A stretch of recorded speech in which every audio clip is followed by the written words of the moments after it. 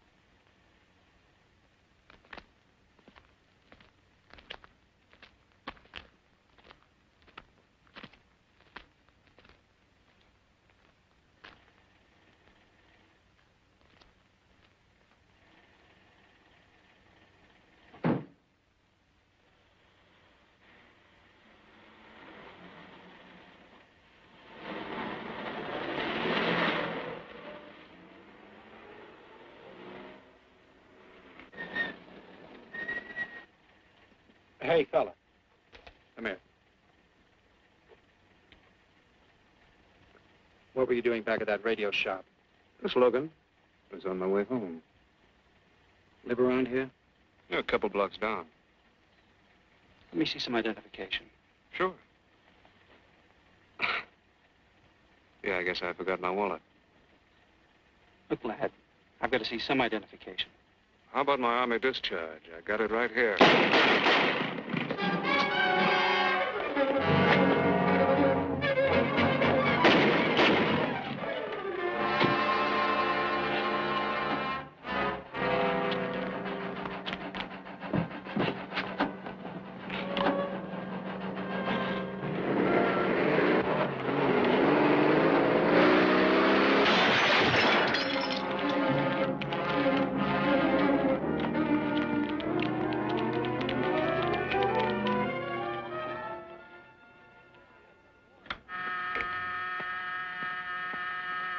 Police Department, Operator 27. I want to report the shooting of a policeman. Hold on, please. Give me that again, please. I'm calling to report the shooting of a policeman. What's the address? 5057 State Street, just west of Santa Monica. Just a minute. Receiving hospital. Operator 2. Operator 27, 5057 State Street, 5057 State Street. An officer has been shot. Send an ambulance. All units in the vicinity of State Street, Santa Monica Boulevard. Proceed at once to 5057 State Street, 5057 State Street. An officer shot. Code 3.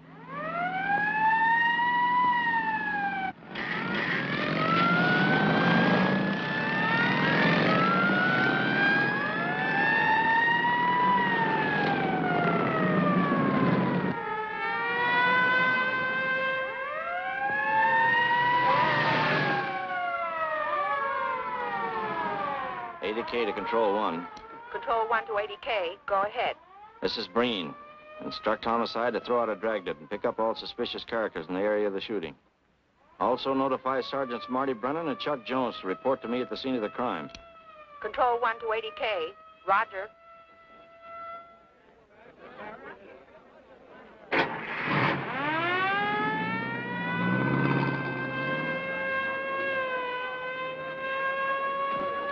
I see. Well, what have you got so far? Well, not much, Captain Breen. A couple of cartridge cases.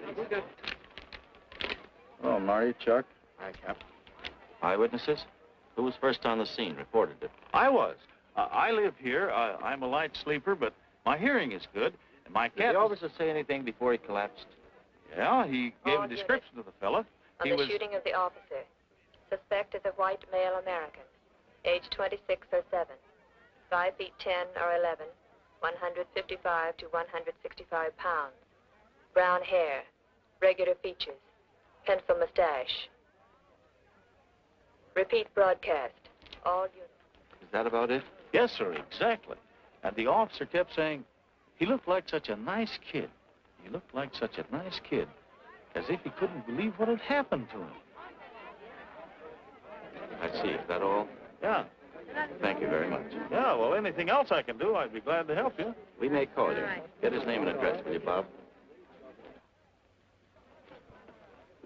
This door been checked, Lee? Yeah, it's okay, Captain.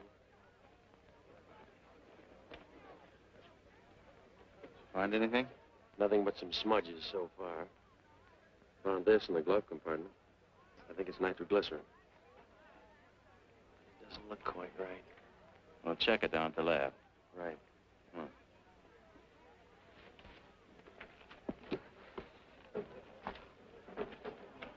Open this up, Joe.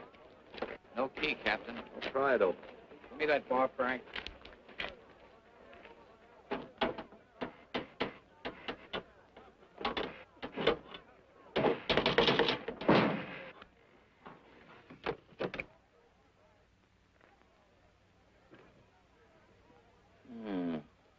Regular arsenal. Yeah, get a load of that. What is it? I don't know. It looks like some kind of an electrical device. United States Navy. It's either stolen or war surplus. Send all this stuff down to the lab and check the serial number on that Navy equipment. Yes, sir. Captain Breen. We found these in the weeds over by the radio store. What do you got? A pair of cloth gloves, Captain. Well, he thought of everything, didn't he? All right, give them to one of the technicians. Yes, sir. Marty, you and Chuck come along with me. Let's go downtown and see what they picked up in the dragnet. Right.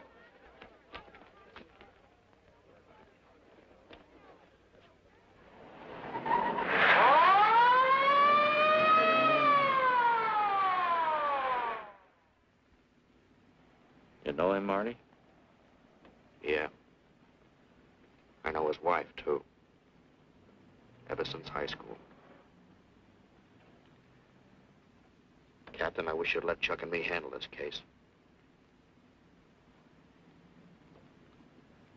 All right. I don't want any dead heroes. I just want the man who shot Rawlins. The suspects began to arrive at headquarters in droves. The police tossed every motel and hotel and many private homes in a 4-square-mile area around the scene of the shooting. Every available radio car and patrolman and detective was out on the dragnet. The strings were being drawn tighter and tighter. Many a man returning from a date or a late party or a poker game surprisingly found himself in a squad car, its sirens screaming as it brought him to the detective bureau. The dragnet gathered in some strange fish, and many ordinary ones. All the rest of that night, the detectives probed, needled, questioned, quizzed. Everything was checked. Fingerprints, names, addresses, stories. Every fish in the net was examined. Most of them thrown back into the sea, not worth keeping. Except a few parole violators and slightly shady characters whose stories needed a lot of verifying. I wasn't prowling no cars. Just taking a walk, you know, getting in condition. You were running when the radio car picked you up. Yeah? Maybe that's why the guys call me Punchy. He's got a point there. 2 felony convictions, no warrant, no warrant. He's on parole. Book him, violation of parole. Let's have the next one, Joe. What were you doing in that vacant lot? The vacant lot. Lot? What were you doing with it at that time of night? Niệm của mình cũng cho lo ngồi ngồi suy hữu nội lo ngồi ấy 30cái年未有錄依賴過我姓陳嘅我陳家就有我做老豆有生意嘅。You say your name is Ralph Henderson. So what? Well, you know, it's a funny thing, Ralph. There's a guy around this town that's been wearing your fingerprints. Only his name is Pete Hannon. Okay. So I'm dead. So what's one more confession in my life? Now you're talking, Hannon. Okay, Andy. Oh, Harry. What have we got here? Oh, some robbery suspects. Candidates for San Quentin. Handsome here is the big shot. He runs the outfit. Have a gander at his record. Car theft, escape from reform school, robbery, assault with a deadly weapon. Not bad. Look at the heater we found on him. German Luger, fully loaded. Redhead here tried to carve up one of the arresting officers with this pretty toy. Nice boys. By dawn, many minor wrongdoings had been uncovered, and a few incipient felonies. The checking of the suspects had been thorough, painstaking, and tedious. But all the work was for nothing. The man who had shot Officer Rollins was not among them. He remained no more than a description, a shadow of a man, mysterious, elusive, deadly, hidden away somewhere in the vast city. As for Rollins himself, he couldn't help. He was in a coma at receiving hospital. Mrs. Rollins waited out the long, tense hours while her husband fought to live. Many another officer's wife had so waited. Many another will. The word came shortly after sunup.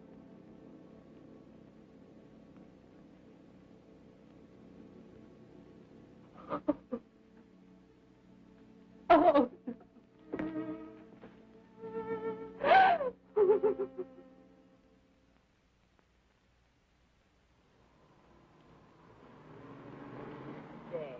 A white male American, 26 or 7, 5 feet 10 or 11, 155 to 165 pounds, brown hair, regular features, pencil mustache.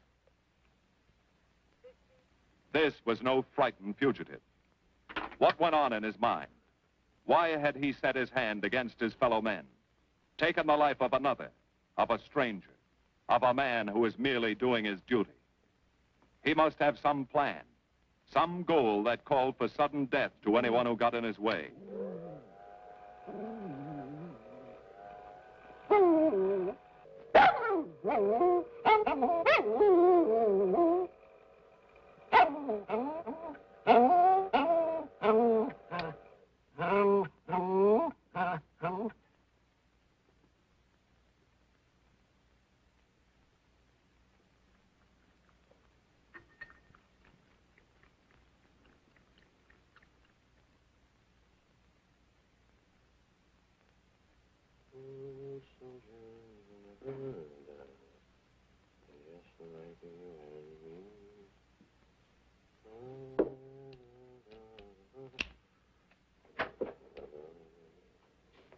Good morning, boys.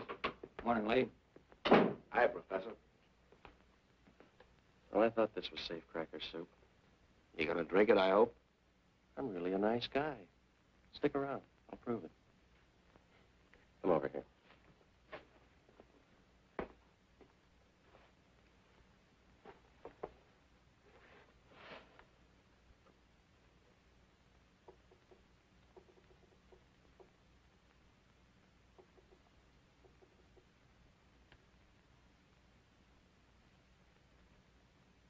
Hold this for me, will you, Chuck? Thank you. Now, if you'll hand me that hammer, Marty. Thank you.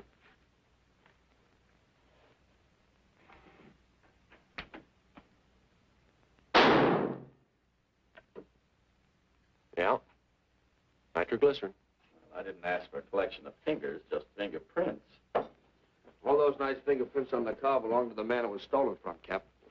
Nothing on the guns or picklocks? Not even an interesting smudge. The gloves? Common type, worn by undertakers. I'll check on them. They won't show anything. What did your scientific test show? A couple little things. Tool identification on these picklocks. I got one under the scope. You want to take a look? Yeah.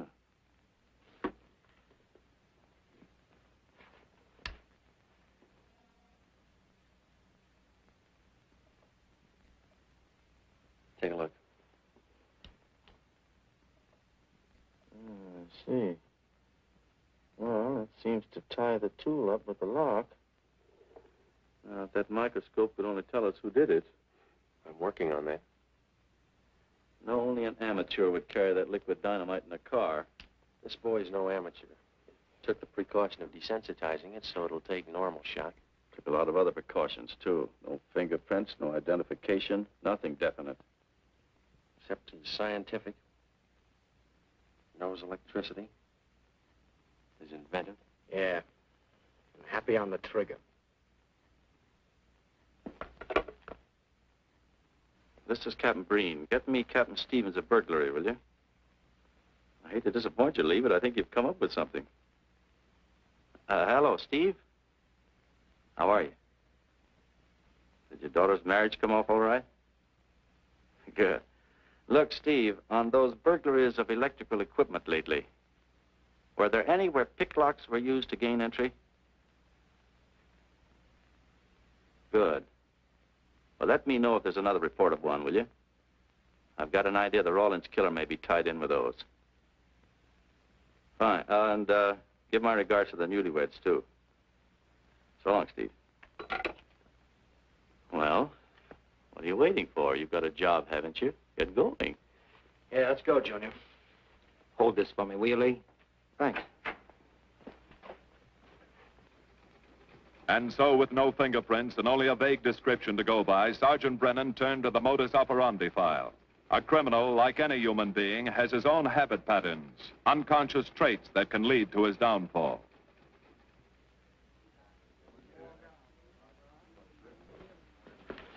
Well, there you are, Junior. List of burglars who use picklocks for entry. Oh, great. This narrows it down to just a couple of hundred suspects in this area. Give me a match, will you? That may not be so bad. This guy's improved on the system. Maybe he's left his trademark on some other job. Well, here we go, legging it all over town, asking a million questions. What you paid for, isn't it? Am I paid to associate with you, too, Junior? You could do worse. Not this year. Come on.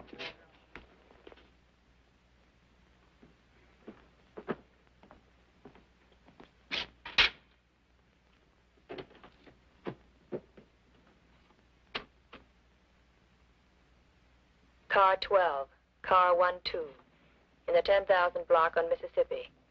A 394-15 disturbance.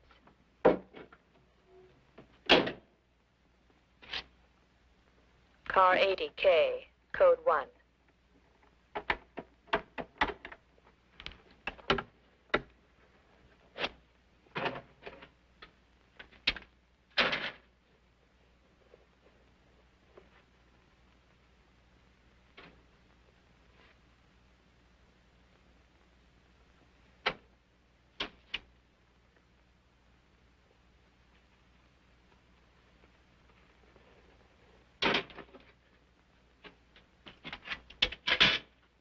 All units, on the broadcast of the suspect arrested in the shooting of Patrolman Rawlins.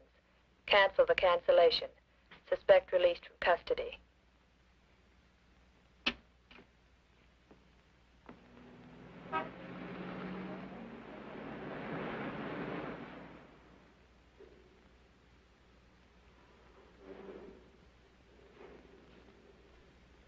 Oh, hello, Mr. Martin. You find Mr. Reeves in the machine shop.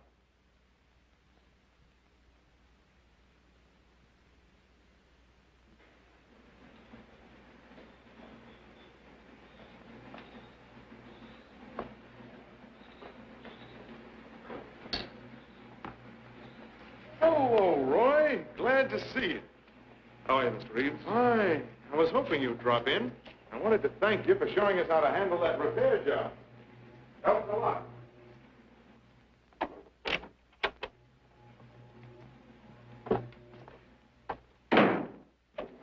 Oh, what have we got this time?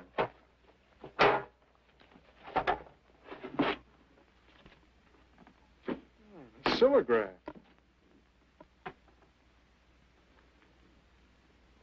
Well, there are plenty of these around, Roy. Not like this one.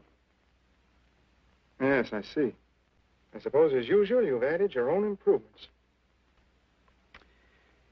You know, it seems wrong that a man of your talents should bother consigning equipment for rental. I'd like to see you devote yourself entirely to experimental electronics. It'll come one day. I'll have a place like this. Well, why wait? I've got a pretty good setup here. You have modern equipment to work with, a lab, and my confidence. Thanks, Mr. Reeves. I have other plans. But, Roy, you can't tell where it'll lead. Might even work your way around to a percentage of the business. I like it this way. You just rent out my equipment. All right. All right. But if you should change your mind. I'm not likely to change my mind. I suppose you want me to set this up for rental, too. Mr. Reeves, you've already got 5 pieces of my equipment. And you'd like to know what results I've had from the rental so far, Well, I can't say as I blame you. I think you'll find this satisfactory. Satisfactory. Goodbye, Mr. Reeves. And you'll come back again soon, won't you? Sure. Oh, incidentally, how's that television projector coming along? The one you said would reflect a 12-foot image. Still working on it. I just wanted you to know I've already set up a rental on it. In fact, I think they'd like to buy. It'll come pretty high. Oh, money's no consideration with this customer.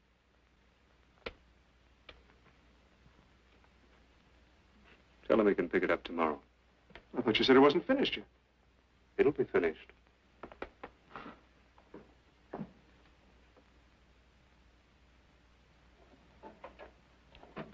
It uses an image fixer and then projects by ordinary incandescence. Roy, this is the best television projector I've ever seen. Let's hope that your customer thinks so. He will. Yes? Send him right in, Charlotte. There, you see, our customer is here, begging for the privilege of buying. Better be running along. I'm not much good at business. Oh, but Roy, he'll want to congratulate you. Just see that the price is right. All right, Roy. I'll get you a good deal. So long. See ya.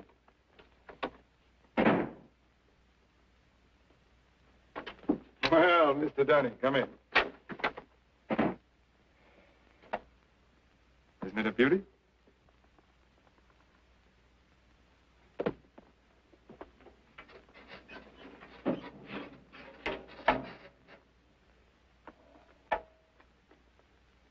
It's a beauty, all right. You like it? I certainly do like it. You see, it's mine. What do you mean? Let me have the police. I built it.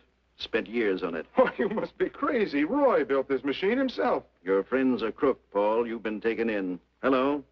Give me the burglary detail.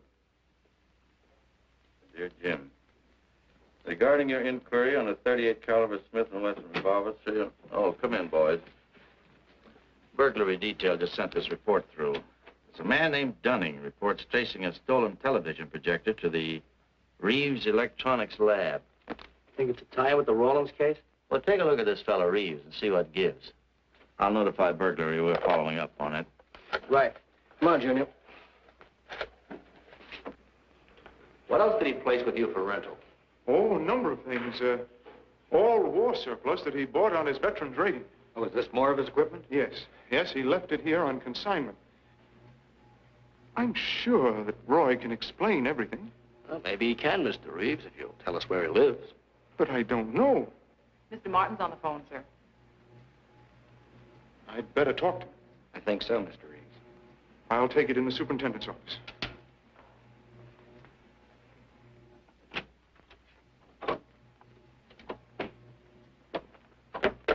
Tell him that you sold the set, and his money's waiting for him here. Find out what time he's coming by. Put Mr. Martin on.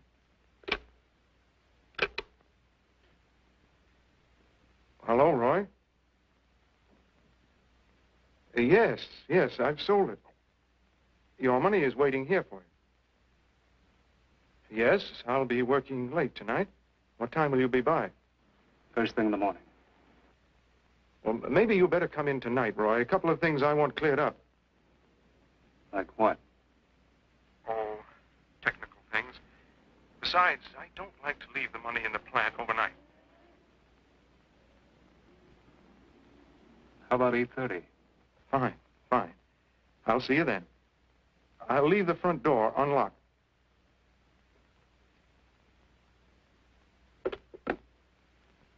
You'll be here at 8:30.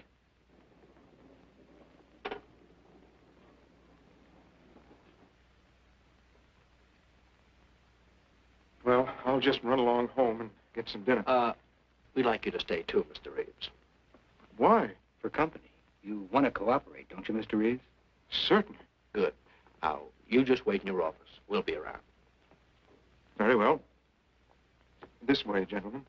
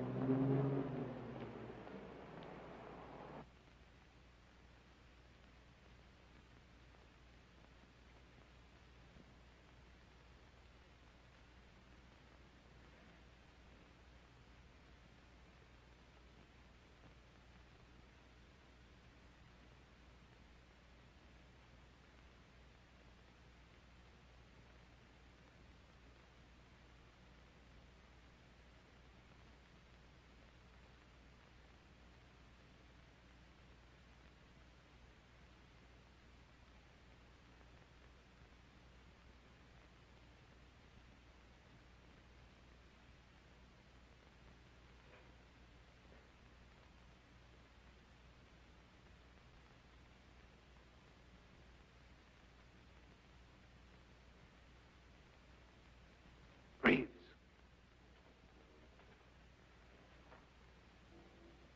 That you, Roy?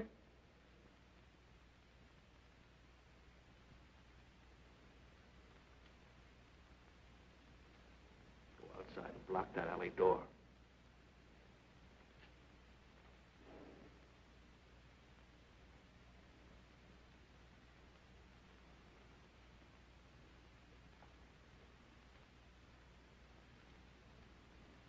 Where are you, Roy?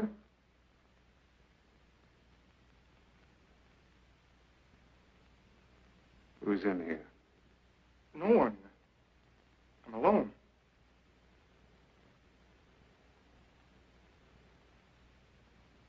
Come on in. I've got your money for you. Bring it out here. All right. Just a minute.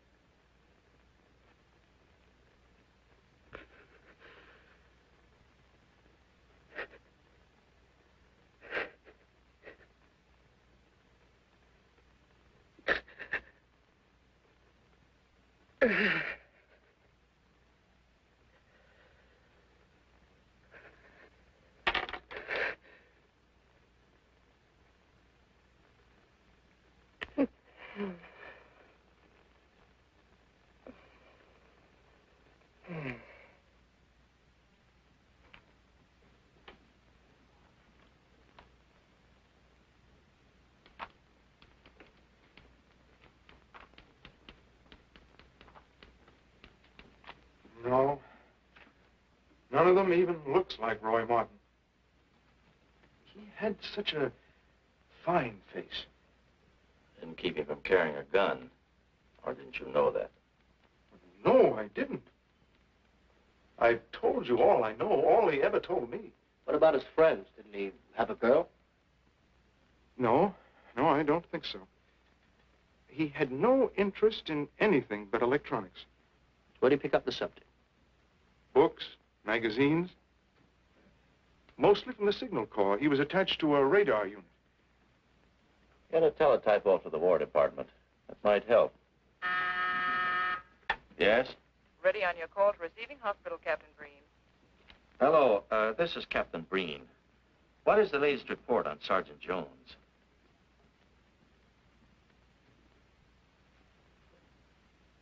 I see. Well, let me know if there's any change, will you? Thanks.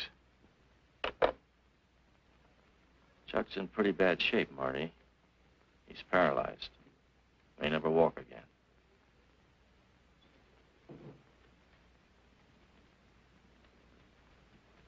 Oh, I'm sorry.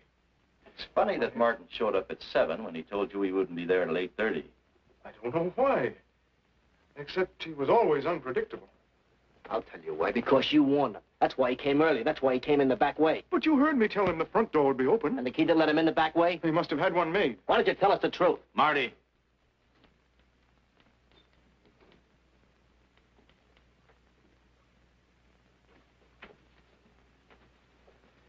Now, look, Paul. You can make it a lot easier for us to believe your story if you'll just give us some facts. Something that might help us. I told you all I know.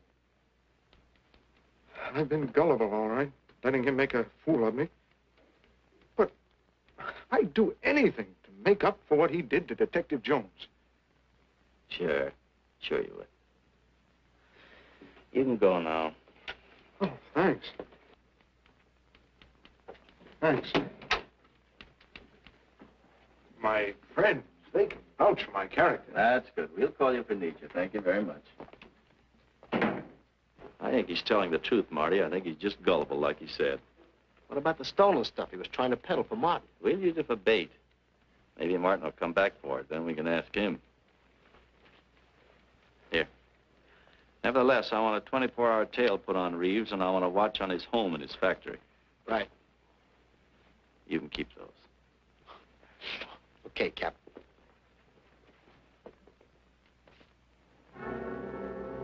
And now the killer changed his tactics, his modus operandi. It would baffle the police.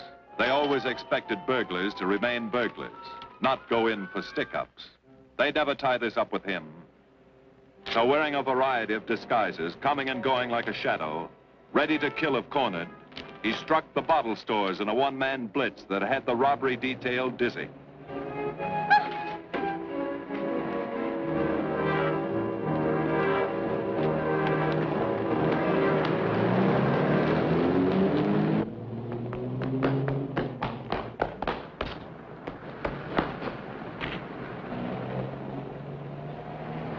The killer, always resourceful, always thinking along lines that would baffle his hunters, had discovered an ideal avenue of escape.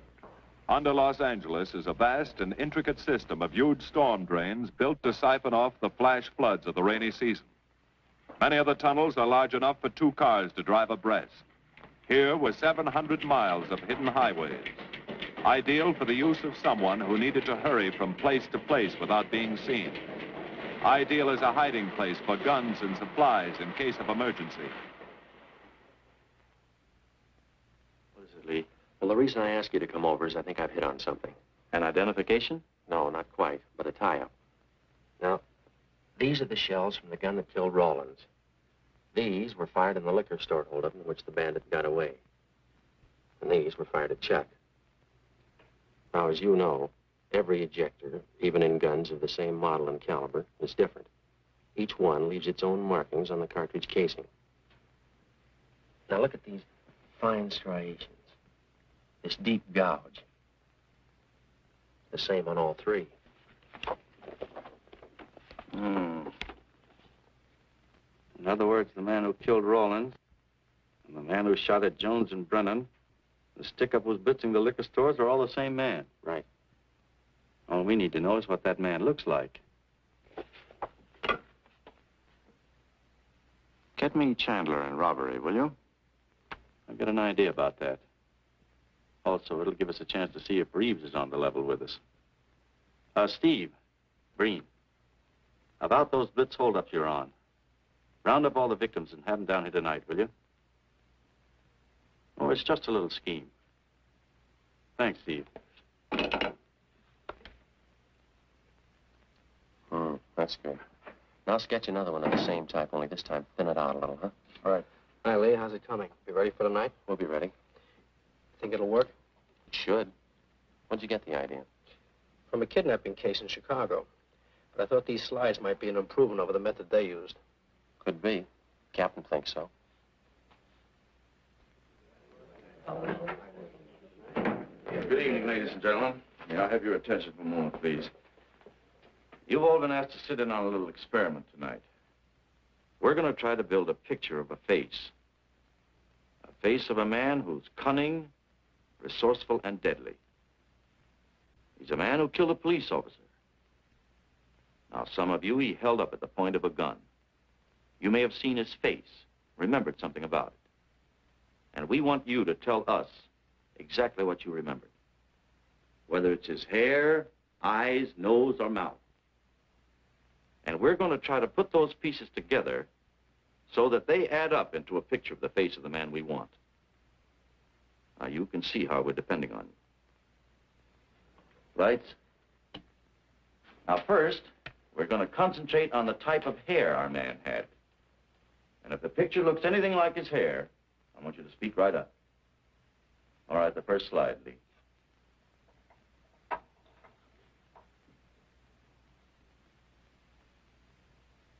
His hair had waves in it, well-groomed. That's the idea, Miss Smith.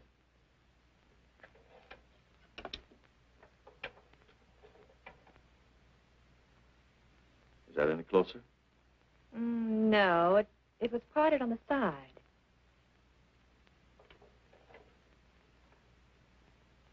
Oh, that's more like it, except it was thicker.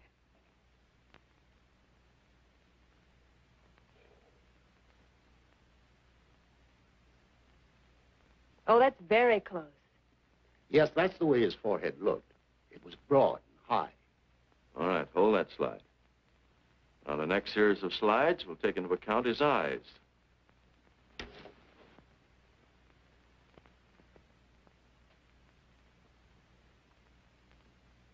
Oh, 1 minute, please. Wait, 1 minute. His eyes were a little like that. Maybe a little smaller, like beads. Go on, Lee.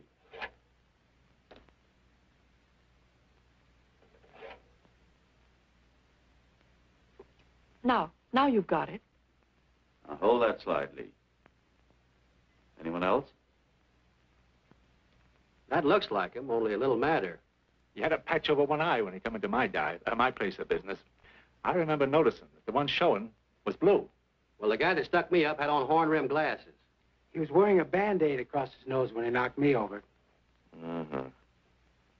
All right, hold that, Lee. Well, so much for the eyes.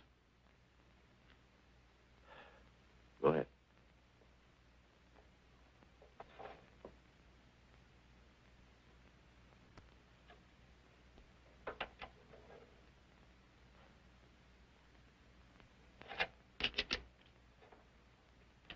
Señor Capitán.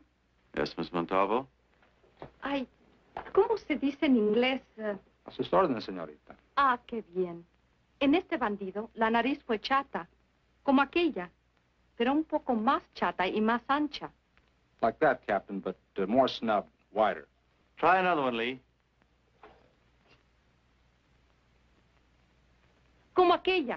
Casi la misma. She says that's about it. Thank you very much, Miss Montalvo. Get Reeves. Any more comments? That's pretty close, all right. Pretty close. Perfect. All right, now we'll start on the mouth and chin. The next series, Lee. I think his lower lip stuck out more. The mouth was thin and mean, like it never laughed. Go ahead. Something like that, but thicker lips. There. That's it. That's him. All right, now hold that right there, Lee. Oh, come in, Mr. Reeves. Good evening, Captain. Did you ever see that face before? Why, it's Roy. Except for the hair being a little lighter and the eyebrows heavier, it's Roy. You're sure? I'm positive I'd know him anywhere. Lee, I want a retouched photograph. Now lighten the hair and give more body to the eyebrows. Right. Lights. That's all. Thank you very much. You've been a great help. It's positively amazing how you found out what he looks like. Well, we're looking for an amazing criminal, Mrs. Johnson. Thank you and good night. Good night, Captain. And so the face of the unknown killer, built up from fragments of evidence, was sent out all over the country. To chiefs of police, to sheriffs, to county constables and county jailers, to the wardens of prisons, to all postmasters and postal inspectors, to the agents of the Treasury Department, to the FBI.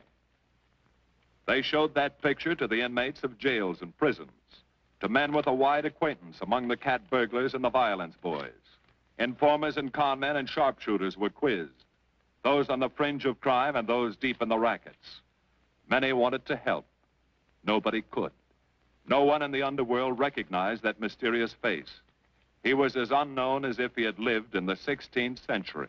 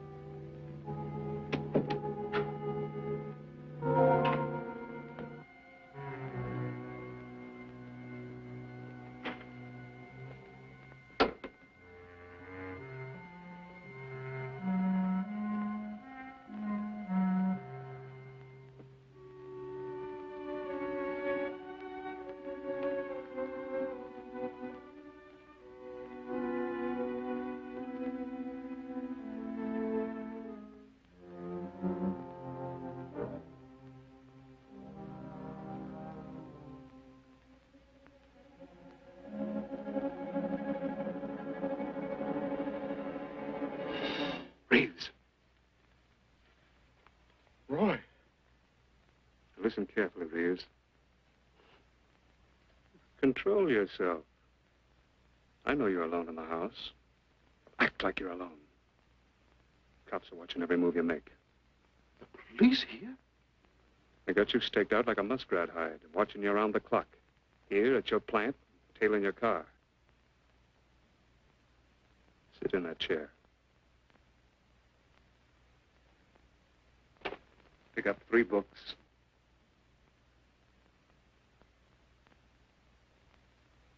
Don't look up and don't answer me. All right. But glance at the books.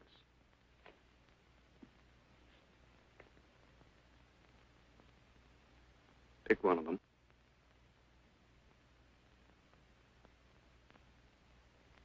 Okay.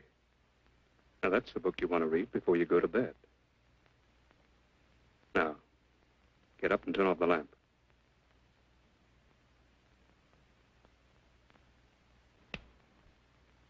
Come here. Come here.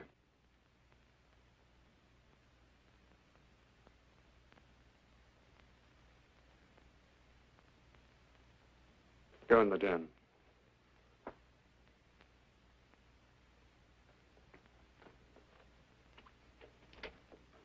Pull those drapes tight.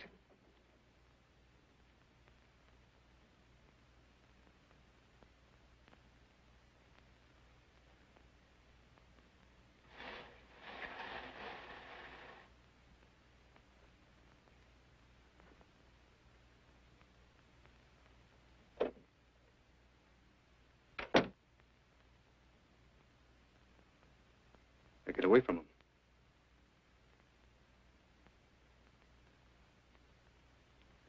What do the cops know about me? Not very much, Roy. No fingerprints. They haven't even got a picture of you. They're trying to make one.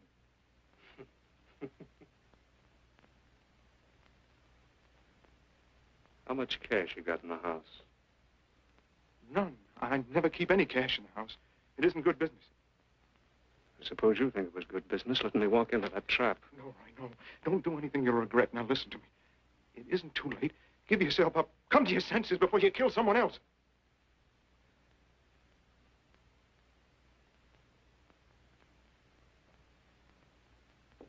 What do you mean, someone else? What do you mean? Nothing. The two officers, they said one of them might die. He's still alive, isn't he? Reeves? I never thought you'd stooge for the police. You almost got me killed. Roy, you know the police are right outside. You'd never get away with it.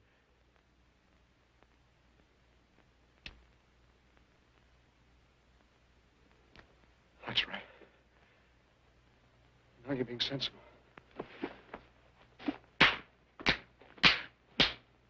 I know there's money here. Where is it? Don't worry. I'll get it.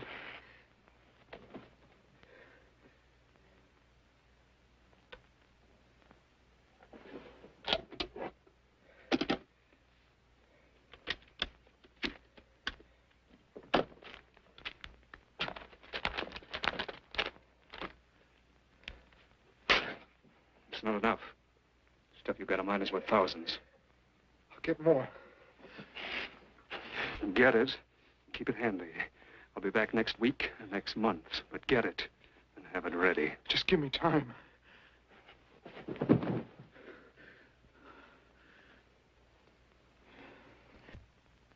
Oh! Look, I don't want policemen outside my house following me around. That's what made Roy suspicious. I'm leaving in the morning. I'm afraid I'll have to disappoint you, Paul. Unfortunately, you're our bait. I won't do it. I've done enough. Look, no one's done enough until we find this killer. I asked you to keep a sharp lookout on this house, Marty. I did. Two of the best undercover men in the department were assigned here. That didn't keep Martin from getting in. What's the matter? You tired?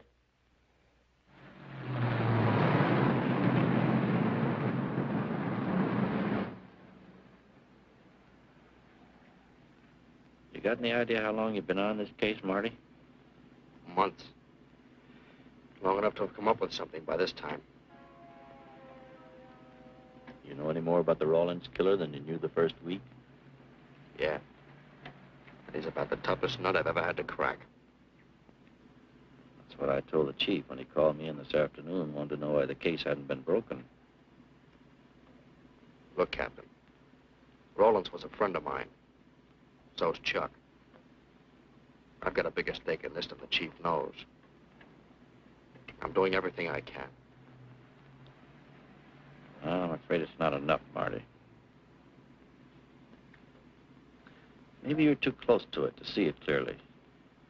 Maybe it needs a fresh team, a new viewpoint. I think you better take a couple of weeks off, Marty. Starting tomorrow.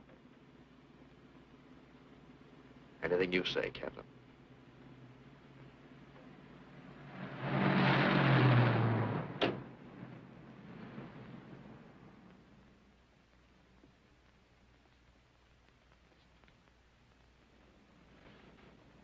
Hiya, Marty. Hi, Chuck. Meet Miss Scanlon, my new bodyguard. He's the one I've been telling you about. Oh, you mean the one with the steel trap brain? How do you do? Hello. Say, this guy been behaving? After a fashion. See, she takes me out in my go-kart, puts me to bed, wakes me up, dresses me.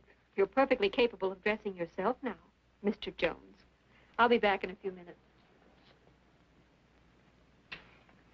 Well, how's it been going, Junior?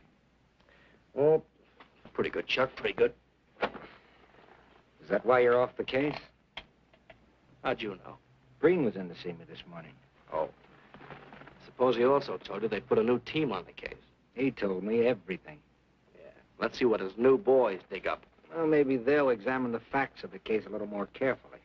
What facts? That our man's sharp, that he's intelligent and works alone, that he has no record, never leaves a fingerprint and knows every move we make? Sure, plenty of facts, only they add up to nothing. Sure, forget it. You got yourself a 10-day vacation. Go on down to the beach, get a suntan. By the time you get back, the case will be broken. Isn't that what you want? You know better than that. All I know is what I hear. You sit there batting your gums about how the old man let you down. Maybe he's trying to wake you up. He's got a funny way of showing it. There you go, flying off the handle. Always taking things for granted. I wish I could get up and boot some sense into you. He knew what this case meant to me. He still does. That's why he's trying to get you mad enough to do something about it. You don't really figure that's his idea, do you? I know it is. Ah, it's a tough case, Chuck. Not an angle, nothing to go on. You'd know what I meant if you were out working with me. I have been working with you. That's all I've had to do lately, just sit around studying what little facts we have, trying to figure out who he might be. You know the kind of a guy we're up against, then. I tell you, Chuck, this guy's a genius the way he operates. As if he were right there with us every time we go out after a lead. Oh, sure. Breen's been tipping him off just to make you look bad. Yeah, almost like that. Well, he beats us to the punch every time. There's your angle. You just hit it on the head, but you don't see it. Look, start adding. 1, he's unknown to the underworld. 2, he beats you to the punch, right?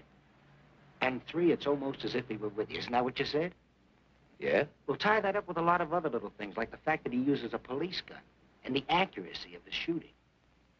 Anybody could buy a police gun, and the Army could have taught him how to shoot. Yeah, but who taught him how the police operate?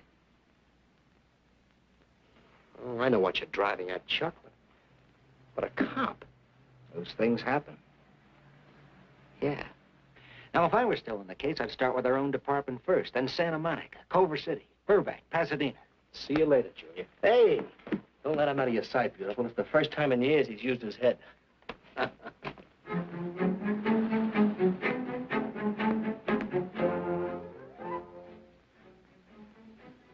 But you get a print of every mug we take. We always send L.A. a copy, Sergeant. It's personnel photos I want. You mean of our boys? That's Roland's killer, isn't it? That's right. You've checked your own department. We did that first.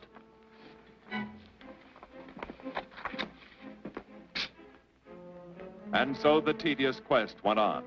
Sergeant Brennan wore out his shoes and his patience, going from police station to police station, checking photos until his eyes were blurry. For police work is not all glamour and excitement and glory. There are days and days of routine, of tedious probing, of tireless searching, fruitless days, days when nothing goes right, when it seems as if no one could ever think his way through the maze of baffling trails a criminal leaves. But the answer to that is persistence, and the hope that sooner or later something will turn up, some tiny lead that can grow into a warm trail and point to the cracking of a tough case.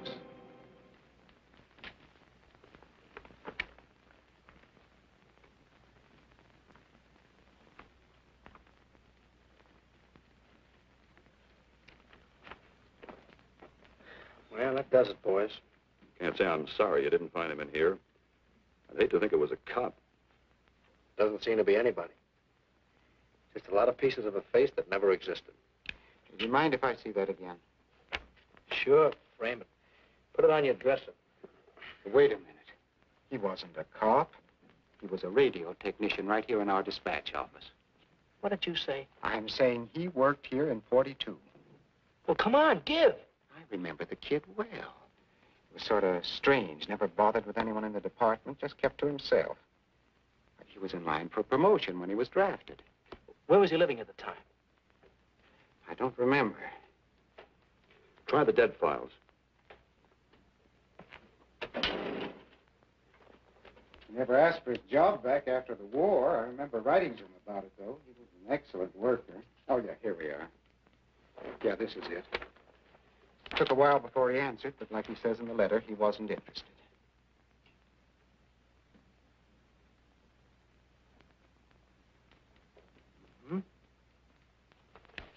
Postmarked Hollywood. No return address. What do you want us to do? All the work? Oh, thanks a lot, Freddie. You remember, he was a civilian employee.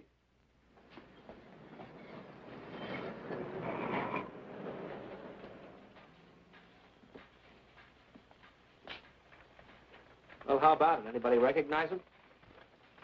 Not on my route. I never saw him before. Yeah, okay, fellas. Thanks very much. I thought for a minute... No. He had that face. I wonder. Yeah? Well, this may not mean anything, but he looks like a guy that's on my route. He never gets any mail, but I see him around here all the time. He lives in one of the courts. Where? Come on, I'll show you. It's not that easy. What time does your route take you past those courts? About 9 o'clock. Why? Just thinking.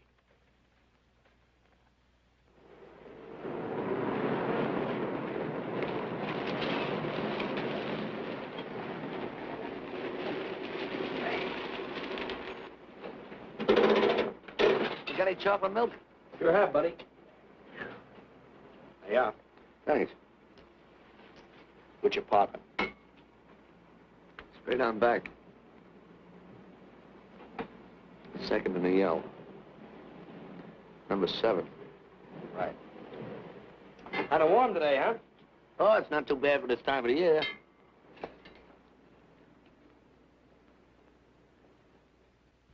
Good morning. Morning. You're new in the route, aren't you? We had a substitute. What happened to the other fellow? Sick. Oh, what's the matter with him? I don't know. I catch everything. Hear about it on the radio, and next morning I got it. Too bad. You aren't very social. The regular fellow always stops and talks to you. Sorry, Letty, I'm a little late this morning. I was hoping maybe you could help me. There's something very funny going on in this court. Yeah? I was scared to go to the police with it. I thought maybe I might be poisoned. What? Yeah. By the manager. She's a witch. She's a what? A witch. She puts poison in my milk. Oh, I see. Look, you switch the bottles when she isn't looking, see? Drink her milk. Then you'll be safe, right?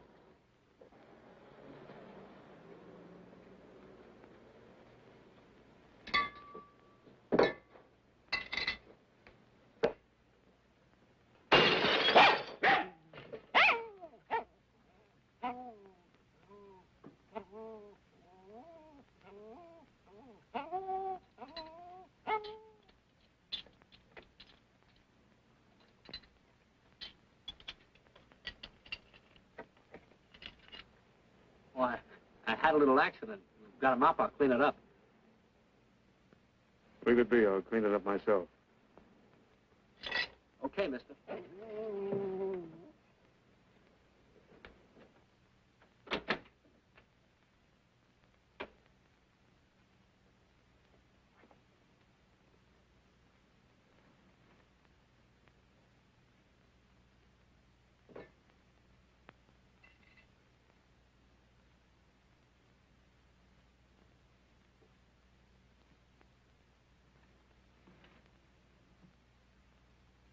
The place is called Bellevue Court. I drew this from memory, but it's pretty close. That's where he's hiding out, right there. You sure he's our man, Marty? Captain, I couldn't go wrong on that face. He's our man.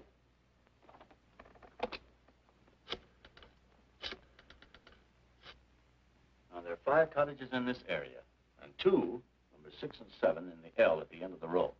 Our man lives in number 7. This building department plan will show you the whole layout. It's bounded on 3 sides by Fuller, Santa Monica, and Poinsettia. Now, the court is partly surrounded by a high wall. Breen, homicide. Good. You keep your eyes open until we get there. Morgan has just gone into his bungalow alone. Any questions? All right, you all have your instructions. Let's go.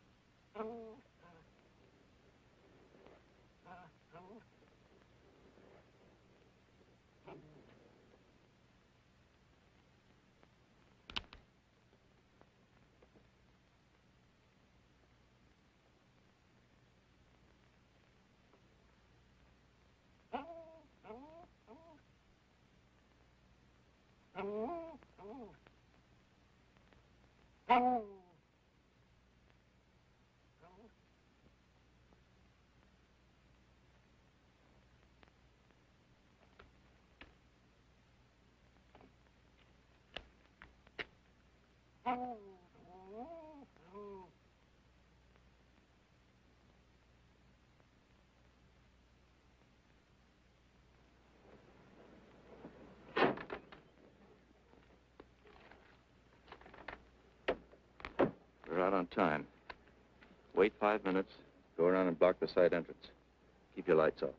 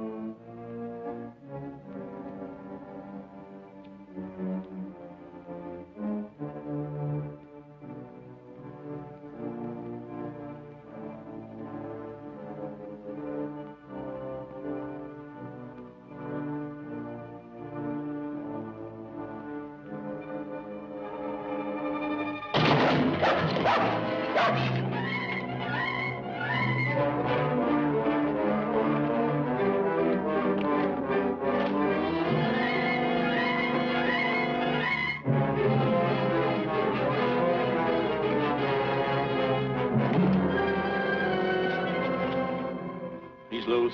I want a radio car in a hurry.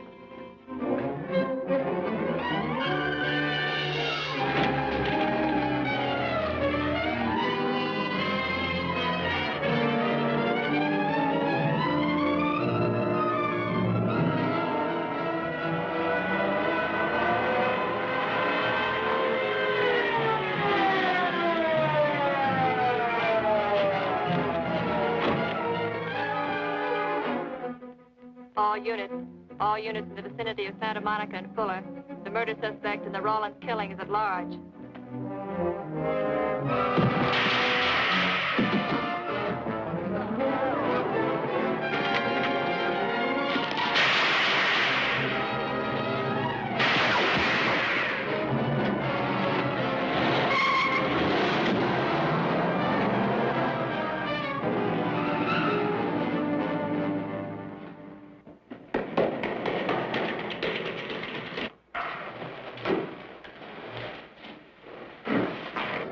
I want a map covering the storm drain system in this area. Get it and meet me at Venice and Garfield. Jones, Miller, you stay here in case he comes up for air. I want a man at every other drain entrance along this line. Got to come up somewhere. Come on, Marty. You're driving.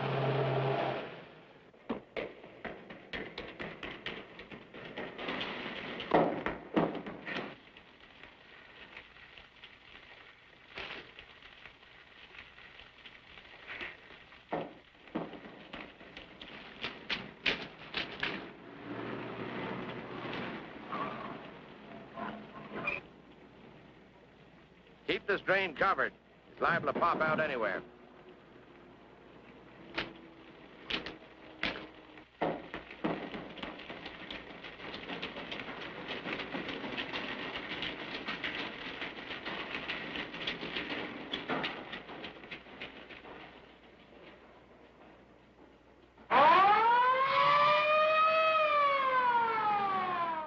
Why Venice and Garfield, Captain? It's the main intersection of the system. We can head him off that way. ADK to Control 1. Clear frequency 7. This is an emergency. Control 1 to all cars on frequency 7. Stand by. Control 1 to ADK. Go ahead. Notify homicide. Send the following to Venice and Garfield. 4 squads, battle lanterns, gas mask, tear gas. Urgent. This is a code 3. Control 1 to ADK. Roger.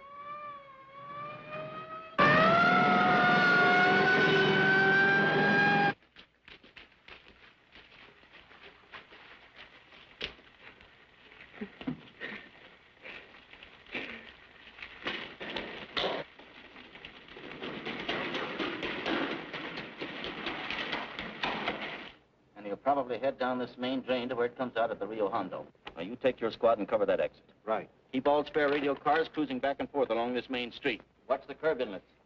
We'll go in here.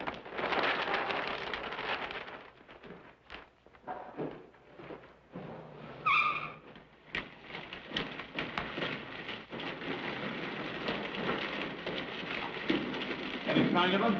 No. And we've searched every foot between here and the Rio Hondo outlet. Then he must be up ahead. Let's go.